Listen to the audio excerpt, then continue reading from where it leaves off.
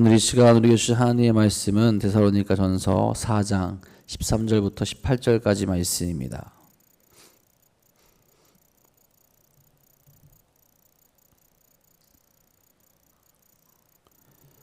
데살로니가 전서 4장 13절부터 18절까지 말씀입니다.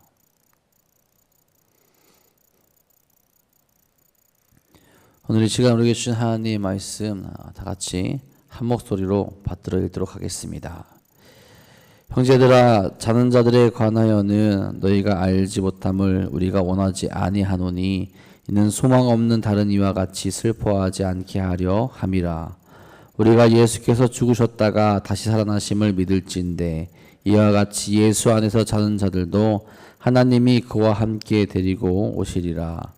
우리가 주의 말씀으로 너희에게 이것을 말하노니 주께서 강림하실 때까지 우리 살아남아 있는 자도 자는 자보다 결코 앞서지 못하리라.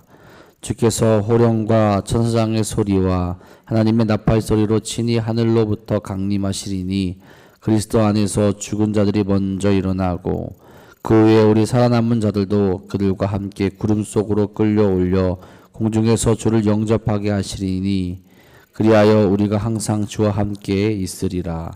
그러므로 이러한 말로 서로 위로하라. 아멘. 오늘도 우리의 참된 소망이 되신 주님과 함께 나아가는 귀하고 복된 하루 되시기를 간절히 소망합니다.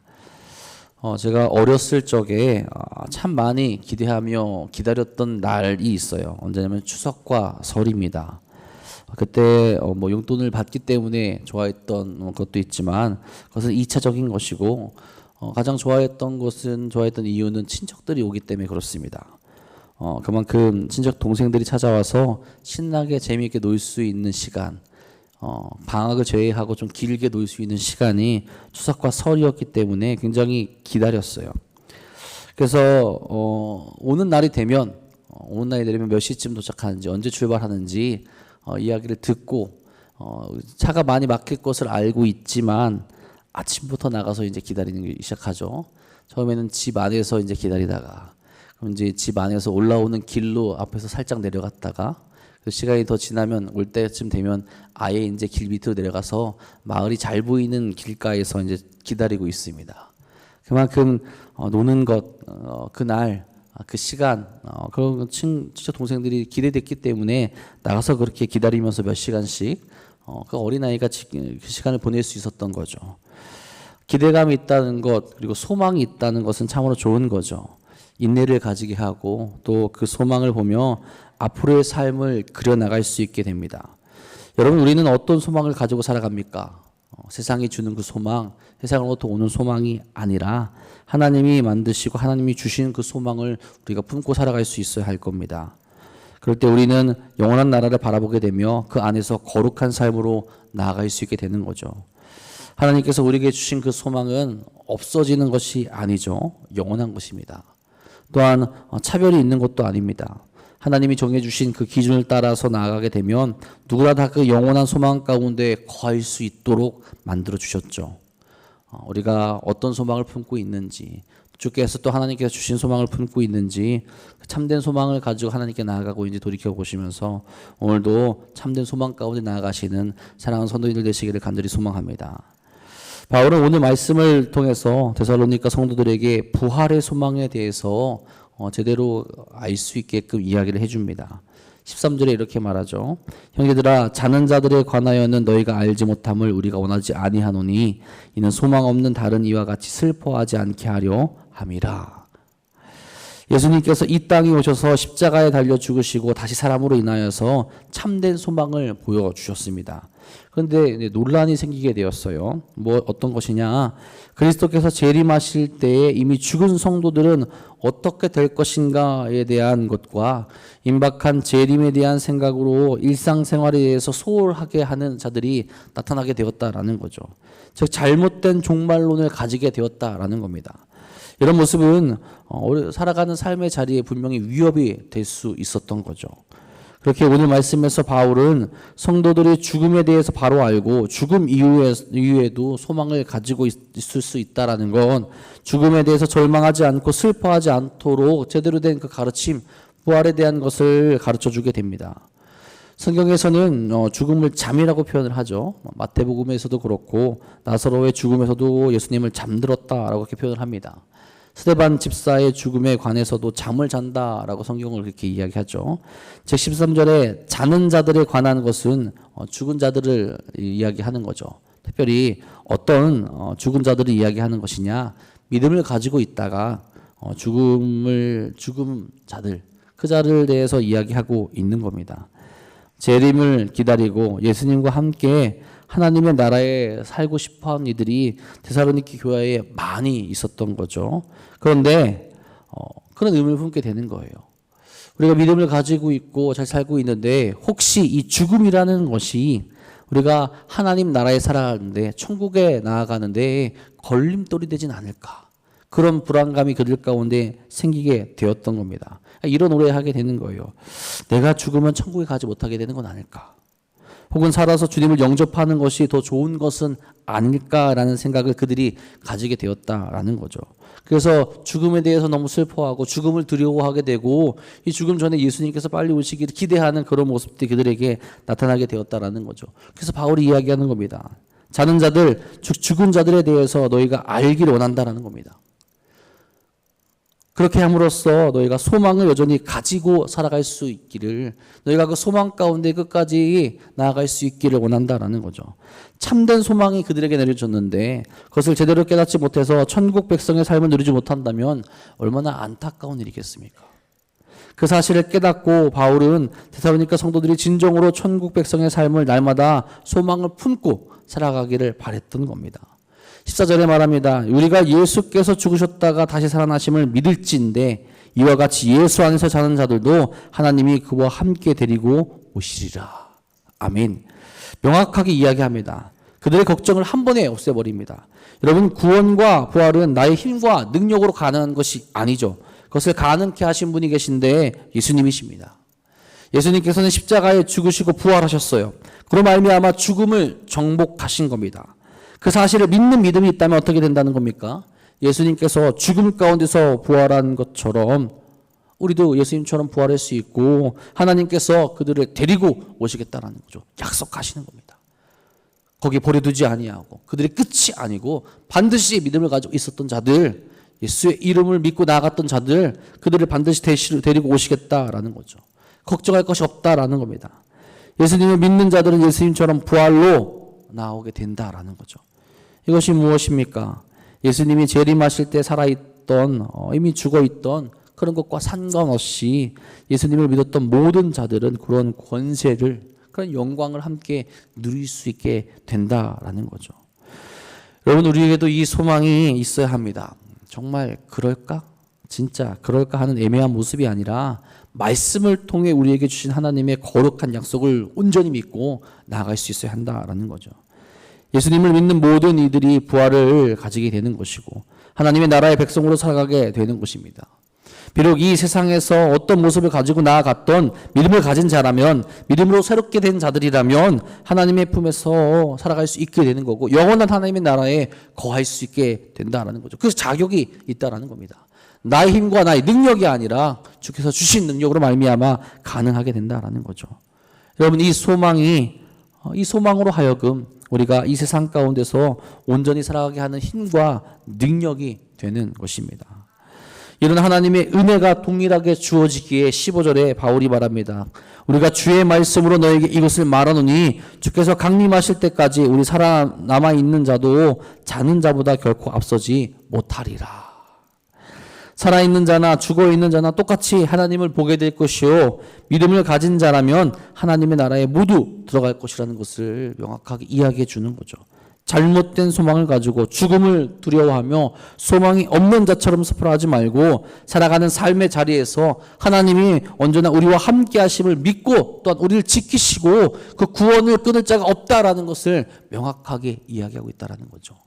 산 자나 죽은 자나 그것과 상관없이 믿음이 있기에 그 구원을, 하나님과의 관계를 끊을 자가 더 이상 없게 된다는 겁니다. 여러분, 바울이 증인이 아니겠습니까? 바울에게 이런 소망이 있기에 죽음을 불사르며 나아간 겁니다. 그렇지 않겠습니까? 죽은 자가 구원받지 못하고 부활하지 못하고 하나님 나라에 나아가지 못한다면, 그렇게 생각하고 있었다면 목숨을 내던지는 삶을 바울이 결코 살아가지 못했을 겁니다. 명확하게 알고 있기에 내가 어떤 모습으로 있던, 내가 죽던 살던 그에게 모든 것이 가했다라는 거죠. 왜요? 명확한 믿음이 있기 때문에 그렇습니다. 내가 지금 죽더라도 하나님께서 나를 버리지 않으시고, 내가 지금 죽더라도 예수님과 함께 나아가고, 내가 부활하여서 예수님의 나라에 들어갈 수 있다라는 것, 그것을 믿고 있었기에 바울은 목숨을 바쳐서 전도하고 목숨을 바쳐서 하나님의 백성으로 살아갈 수 있었던 겁니다. 바울 스스로가 그랬기에 데살로니가 성도들에게도 당당하게 이야기할 수 있었다라는 거죠. 여러분, 우리에게도 바울과 같은 모습이 있어야 되죠. 믿음을 가지고 있기에, 믿음 가운데 거하고 있기에, 하나님의 나라에 들어갈 백성이기에 세상을 두려워하지 않고 소망을 품고 하나님의 백성으로서 당당히 살아갈 수 있는 모습이 우리에게 있어야 한다라는 거죠. 오직 한 소망, 주님의 길로 나아가기 때문에 어떤 상황과 여건 속에서도 소망을 가진 자의 모습, 그 삶을 우리가 살아갈 수 있어야 한다라는 겁니다. 바울은 계속해서 그들에게 알려줍니다. 예수님의 재림의 때에 일어난 일들에 대해서 이야기해 주죠. 16절에 말합니다. 주께서 호령과 천사장의 소리와 하나님의 나팔 소리로 친히 하늘로부터 강림하시리니 그리스도 안에서 죽은 자들이 먼저 일어나고. 아멘.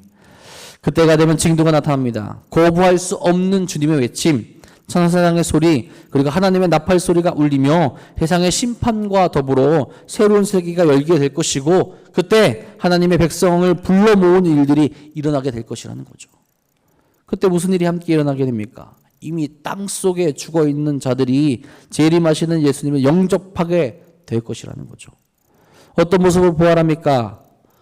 많은 사람들이 오해하는 것이 영만 부활한다고 그렇게 생각을 하죠. 하지만 썩을 몸이 아니라 썩지 않을 몸, 그런 신령한 몸으로 부활하게 된다는 거죠. 그렇게 함으로써 예수님처럼 죽음을 정복하여 참된 부활을 누리게 되는 것입니다.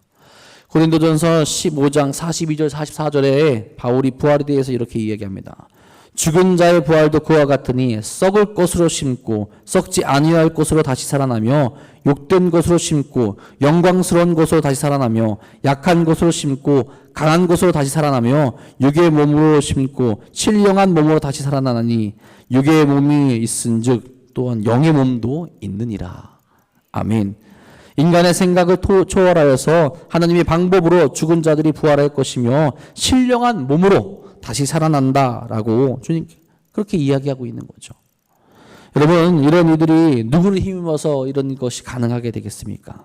예수님을 힘입어서 하나님의 능력으로 다시 이런 것들이 가능하게 된다는 거죠.